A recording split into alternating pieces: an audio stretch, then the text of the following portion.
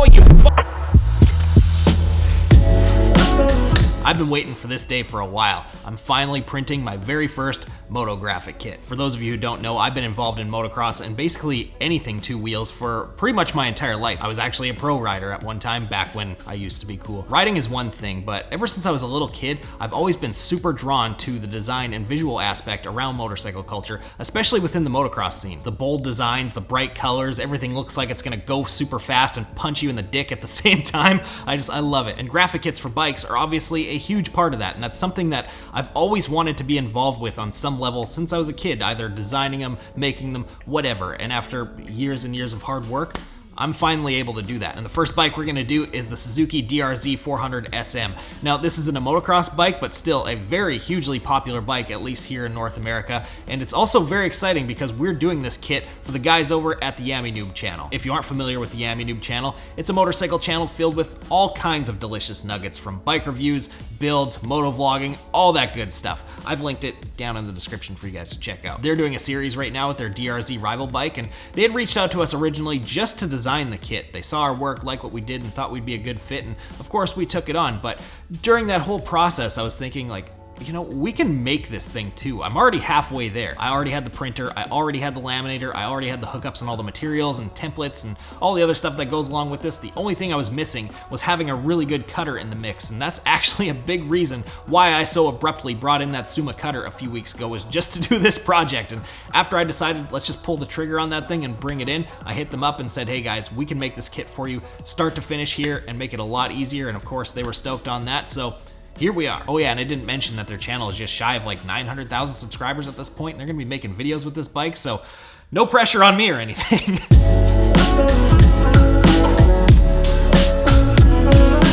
Here's what we came up with on the design side. This thing turned out so sick. This is obviously a sponsored project for them, so that's something we definitely took into consideration to make sure that the whole kit flowed and worked well with their branding, but at the same time, still adding in a little bit of our own style. And not only is it my first time ever producing one of these, but it was also Dan's first time ever designing one of these, and that's not an easy thing to do.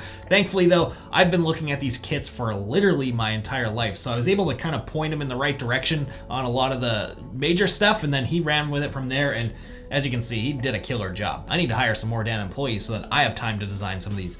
It looks like fun. And since I'm sure people are gonna ask how we created these designs, that's a perfect time to mention that this video is sponsored by Skillshare. Skillshare is an online learning community filled with thousands of killer classes to help you learn pretty much anything you could ever want to know. Designing something like this is done in Adobe Illustrator, and you have to have a fair bit of knowledge about it. You have to know how to use clipping masks and the Pathfinder and shape tools and pens and text and all that type of stuff. And you can learn all that on Skillshare for less than 10 bucks a month. I personally recommend this class right here by Daniel Scott. This one will set you on the right track to learning how to do this stuff. And of course, since they're sponsoring today's video, Skillshare is giving away a free trial membership to the first 1,000 of you guys who join the community using the link in the description below. So make sure you jump on that and then design some cool kits. Send them to me. I'd like to see it.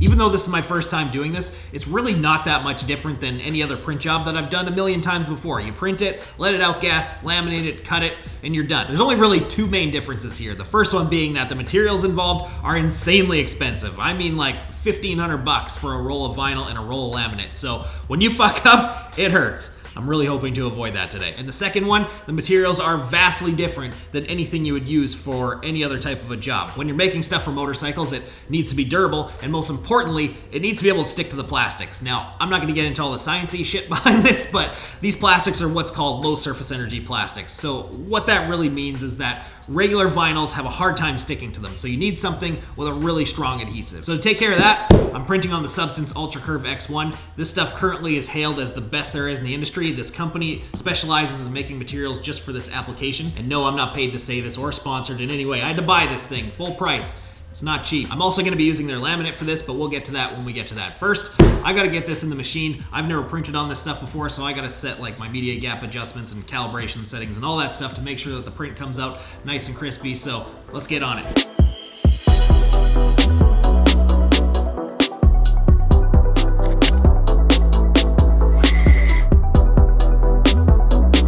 I think I'm ready to roll, and please, nobody talk any shit about my fresh PC build sitting on the ground right now. I ordered some cool standing rolling workstation for all this to go on. It's just not here yet. It'll be here in a day or two. It'll be fine. The question though is, do I print off a quick test file? This is a new material, so just to make sure the blacks are black, the colors are what they should be, everything looks right, or give full trust to my ability to set this up, and of course the print profile for this stuff, and just knock this out right now. You know what, I'm going for option B because it'll feel triumphant as shit if it works. Well, that was fast. That decision to just go for it, definitely not the right one. It started coming out of the machine and I was just like, dude, something about that red just isn't right. It looks way too pink.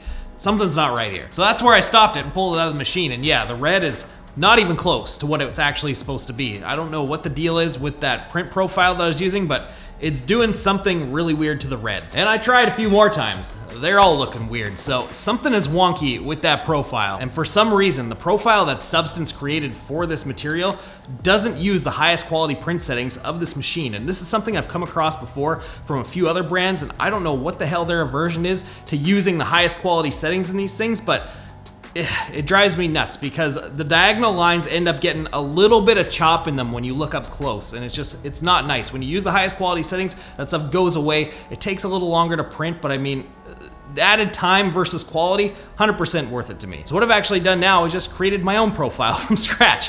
I've taken one of the profiles that I use here on a daily basis. It looks incredible on pretty much everything. It's also made for matte calendared vinyl like this is. Then I've taken a little bit of the Substance profile, mainly the head speed settings, put them into this one, mix the two together, and yeah, that's what I've come up with.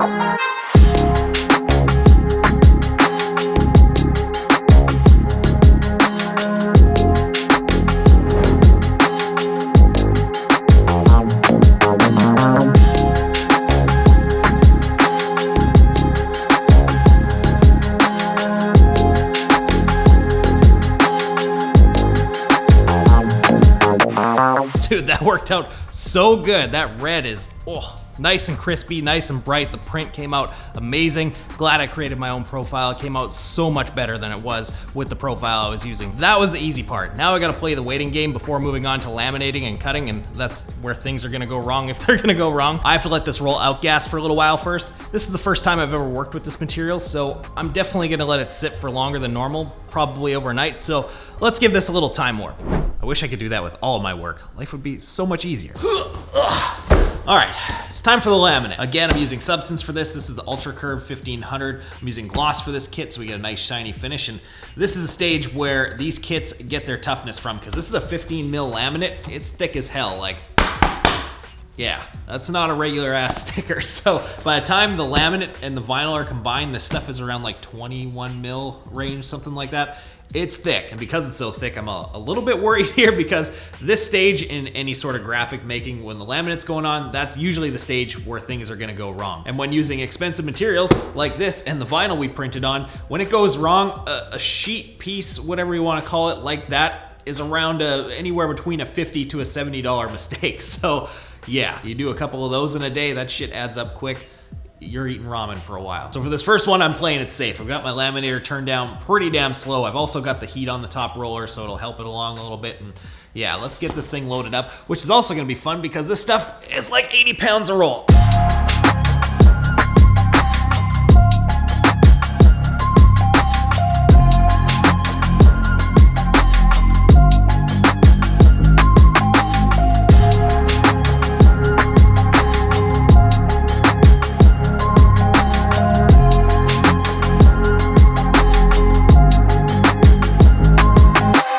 That couldn't have gone any better. That's about as perfect as laminating ever gets. And surprisingly, my piece of waste material was way smaller than they normally are. Because this vinyl is so thick, it's a hell of a lot easier to work with on the machine. So my piece of waste material was like 6 inches, something like that, which is like less than half of what it normally is using a thin wrap laminate. So that's kind of sweet too. I'm on the home stretch though. I gotta cut it, install it, and we're done. So I'm gonna set up the cutter, pop a 60-degree blade in there because this material is so thick. I'm probably gonna pull the cutter right up to the table so that I can outfeed onto the table. I don't have enough room in here right now to do like a proper in and out feed table for this material, which is something you typically would want to do, or use a flatbed, of course, because this material is so heavy. You don't want to rely on the pinch rollers alone because, yeah, I could start throwing it out of whack, tracking weird. So at the very least, I'll have this thing out feeding on the table, take up half the weight.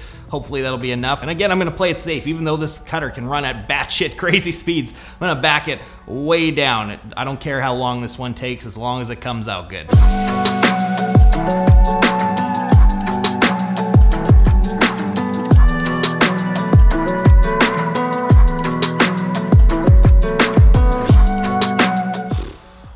Catastrophe right at the end. I knew it was going way too easily. Something was gonna happen, and of course it happens on a finished piece. So as it turns out, the whole in-feed, out-feed table situation is a lot more important than I thought, and serves another purpose than I thought too. Of course, it does help support the weight of that heavy material, but that material, it doesn't really like to flex too much. So what ended up happening is, as it was feeding through the machine, it wasn't laying flat on the cutting area as it was moving backwards and forwards. It was kind of lifting up a little bit, sitting up above it because it, had a little bit of a curl to it. So that meant as the blade was moving around, it was scratching the living shit out of the whole graphic. Like, it got every single piece. The only two pieces that survived were the front fender and the front number plate. Everything else has a massive slash running through it, and this whole sheet is essentially garbage. So I have to figure something out for this, like, immediately. But I do have a couple adjustable height folding tables in the screen print shop area, so I'm gonna pull those out here, figure out a way to configure that all up. And also, thankfully, it's early as absolute shit right now, so I have time to print this off again, let it chill out and outgas for a while, laminate it, and then take a second crack at this.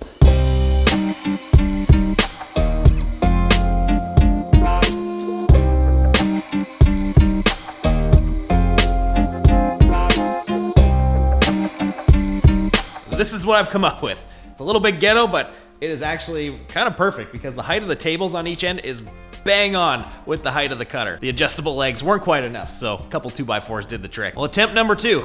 Let's hope this one goes better.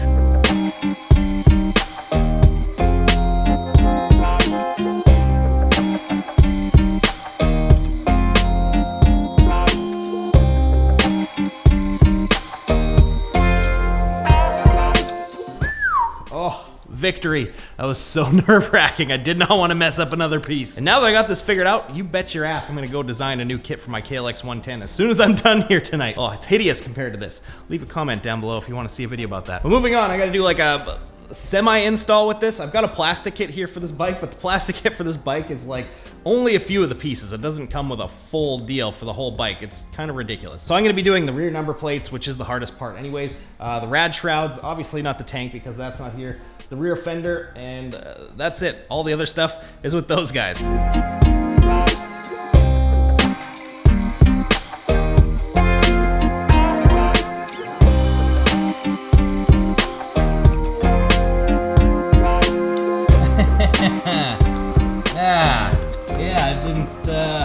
Think of that. It's just keep on coming here. So I've installed literally hundreds of these kits in my lifetime. I couldn't even tell you how many, but this bike I have never done before. I've never had these plastics in my hands, so this was something obviously I should have really looked into beforehand, but yeah, I overlooked a thing. Turns out that this piece for the rear plate, there's no way in hell it's going on there. And that's simply because the template that I got is, well, shit. There's really only one place out there that makes really good, really accurate templates, and unfortunately, they don't make one for this bike. The places that do have templates for it, they're places that have templates for all kinds of shit. Well, all these places, I'm gonna stay straight up, they just steal these things. They'll take a template from somewhere, throw it into Illustrator really fast, and run the auto image trace on it, and spit it back out as if it's good. And then other places will take that and steal it, and so on and so forth. And these templates, who knows how many times they've been copied over again, but by the time we get them, they're really, really bad. Like this one, I had to spend hours and hours and hours fixing everything because the line work in it was just fucking atrocious. The one thing that I overlooked, and one thing this template obviously didn't have, is relief cuts for this rear graphic, because this rear number plate is basically a sphere shape, man. Like, there is no way in hell that this is getting on there. It's not happening, not with a shape like this. So there needs to be some big ass relief cuts in it somewhere here and somewhere over here to get it to kind of conform around that spherical shape. And I mean, I could put it on there and start cutting it by hand and get it on, but yeah, I don't really like that. That's just not a nice looking fit and finish if you ask me. Plus, I'll probably end up, scarring up this plate, and that's not something I want to do either. So I gotta go search the internet and find another template for this bike, at least for this piece. I know there's at least one out there that has those relief cuts in it because I just Googled on my phone real fast looking for stuff, and I did see a couple that had it, so it's out there. Once I find that, transfer the graphics over to the new template, and then reprint this piece and move forward.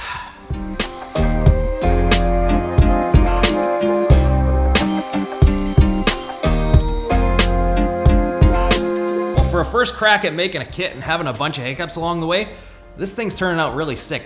Really bummed now that I don't have the rest of the bike here to see it all come together. Luckily for you guys though, you get to. Thankfully Yammie Noob and the guys over there sent me over some footage of the bike after it was all put together, so let's check that out. This bike's gonna look so much better, oh my god.